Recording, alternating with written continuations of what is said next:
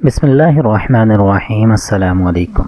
سیلابی تباہکاریوں سے دوچار پاکستان کے صوبہ بلوچستان کا تازہ بارشوں کے بعد ملک کے دیگر حصوں سے مواصلاتی رابطہ منقطع ہو گیا ہے۔ اب تک صوبے میں 235 شہری جاں بحق ہو چکے ہیں، زخمی اور لاپتہ اس کے علاوہ ہیں۔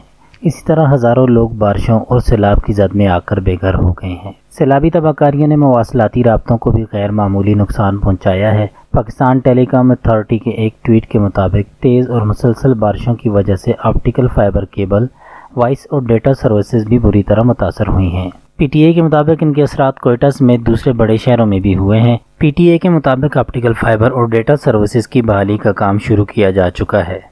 دوسری جانب وزیراعظم شہباز شریف نے اپنے ایک ٹویٹ کے ذریعے جمعہ کے روز کہا کہ ان کی کئی ملکوں کے سفیروں اور سینئر سفارتکاروں کے ساتھ ملاقاتیں ہوئی ہیں تاکہ انہیں سیلاب سے متاثرہ علاقوں کے لیے وسائل فراہم کرنے کے لیے کہا جا سکے۔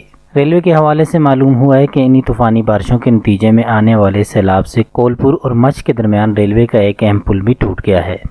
ریلوے کا یہ پل درہ بولان کے قریب تھا۔ اس کے نتیجے میں صوبائی دارالحکومت کوئٹہ کا بقیہ پورے ملک سے رابطہ منقطع ہو گیا ہے۔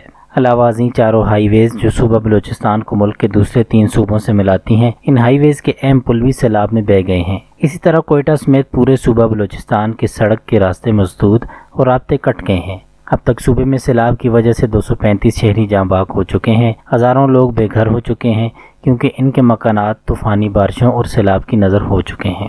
بلوچستان کے علاوہ ملک بھر میں سیلاب اور بارشوں سے ہونے والی تباہکاریاں جاری ہیں اور سیلاب نے کالام کے مشہور ہوٹل کو بھی صفحہ ہستی سے مٹا دیا ہے۔